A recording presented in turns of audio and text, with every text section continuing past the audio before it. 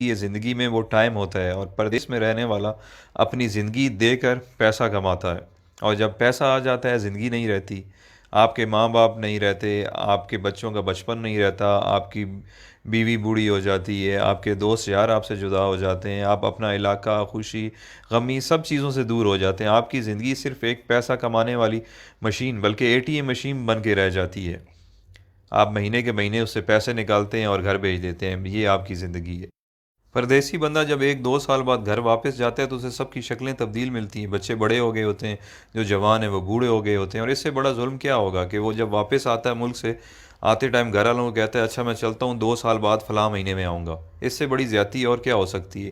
اتنا مجبور ہے کہ 2 سال بعد اس کو آنا ہے، وہ اپنی مرضی سے جا بھی نہیں سکتا۔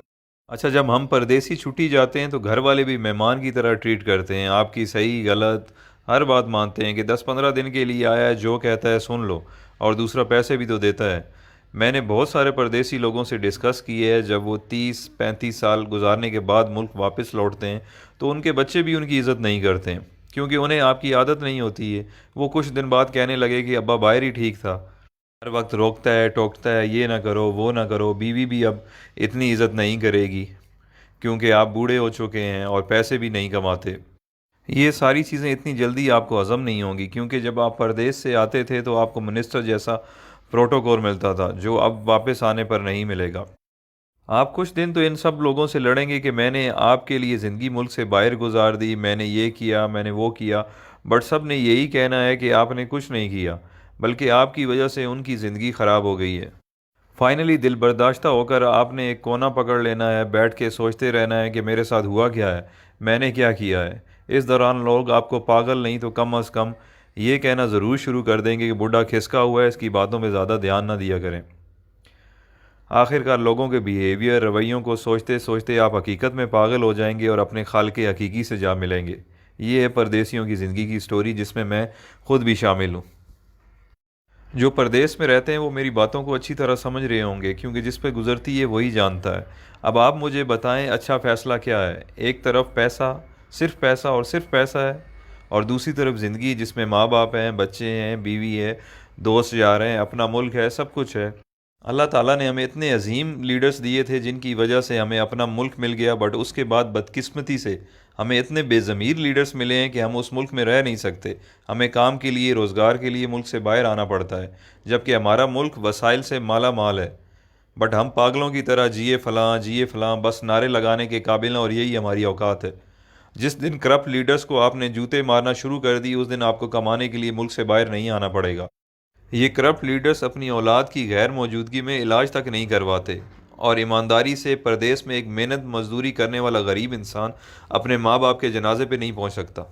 آپ کبھی تجربے کے طور پر 1 گھنٹہ انٹرنیشنل ایئرپورٹ پر ارائیول اور ڈپارچر میں گزار لیں، آپ لوگوں کو اندازہ ہو جائے گا کہ پردیس میں رہنے والے اور ان کے گھر والے کس تکلیف سے گزر رہے ہیں۔ یہ ساری باتیں کرنے کا مقصد ہرگز یہ نہیں ہے کہ میرے پردیسی بھائی آج ہی نوکری چھوڑ دیں اور اپنے ملک واپس چلے جائیں۔ میں صرف یہ سمجھانا چاہتا ہوں کہ آج سے پلاننگ کریں اور باہر رہتے ہوئے کوئی چھوٹا سا کام اپنے ملک میں شروع کر دیں، تاکہ کچھ عرصے بعد اپنے ملک واپس آنے کے قابل ہو جائیں، کہ اتنے وسائل ہو جائیں کہ آپ واپس آ جائیں، کیونکہ 30 سال بعد بھی آپ کو پاکستان واپس جا کر کوئی نہ کوئی کام کرنا پڑے گا گزارا کرنے کے لیے۔ تو آج سے کیوں نہ شروع کیا جائے؟ سب سے اہم چیز جو ہے وہ ہے آپ کی ڈائریکشن۔ فار ایگزامپل، آپ پنڈی کی طرف منہ کر کے چلنا شروع کر دیں اور آپ کی خواہش کراچی پہنچنے کی ہو، آپ جتنی بھی جان مار لیں آپ نہیں پہنچ پائیں گے، کیونکہ آپ کی ڈائریکشن غلط ہے۔ تو سفر شروع کرنے سے پہلے اپنی ڈائریکشن درست کریں، آپ جیسا سوچیں گے، جیسا چاہیں گے، اللہ تعالیٰ اسی سے آپ کو نوازے گا۔ تو بڑا سوچیں، بڑا خواب دیکھیں۔ جب دینے والے نے کوئی حد، کوئی پابندی نہیں لگائی تو ہم خود کو کیوں لمیٹڈ کریں؟ بزنس ہو، ایجوکیشن ہو یا نوکری ہو، سکسیس آپ کو اس فیلڈ میں مل جائے گی، بٹ دیکھنا یہ ہے کہ جس کی جستجو آپ کر رہے ہیں یا جو خواب آپ دیکھ رہے ہیں اس کی اہمیت، ویلیو کیا ہے۔ اگر آپ کی خواہش پڑھ لکھ کر سرکاری نوکری کرنا یا ٹائی والی نوکری حاصل کرنا جسے آپ وائٹ کالر کہتے ہیں، یا آپ بزنس اس پرپس کے لیے کر رہے ہیں کہ چلو سکون ہوگا، کچھ کام نہیں کرنا پڑے گا، تو بھائی آپ کے خواب بہت چھوٹے ہیں۔ دنیا میں بہت کچھ ہے۔ کام ایسا سلیکٹ کریں کہ اگر آپ منزل پر پہنچ جائیں تو آپ اپنے اور اپنے گھر والوں کے ساتھ ساتھ خاندان، محلے، گاؤں، شہر اور معاشرے کے لیے فائدہ مند